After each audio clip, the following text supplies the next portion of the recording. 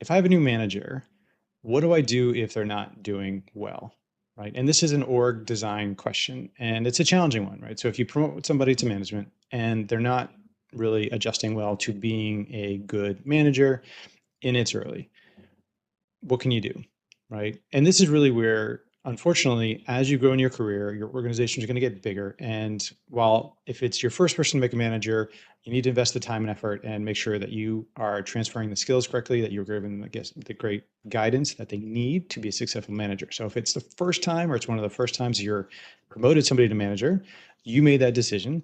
And my personal advice would be, okay, you got to put in the time and effort to make sure that you do everything you can to make that person successful.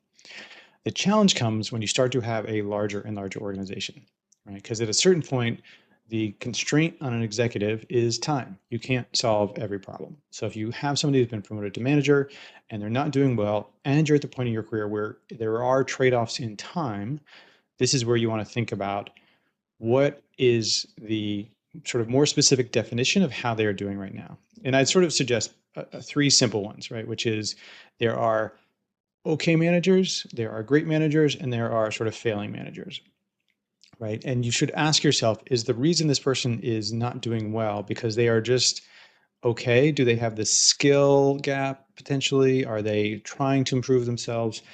If they're just not able to have the skills, kind of if they're in a failed manager position, you put them in, they just do not seem to have the capability and they're not inherently growing in that role at a rate that you like. Eventually you have to figure out a different place to put them. Right now, if it's early enough, they could potentially go back to an IC role.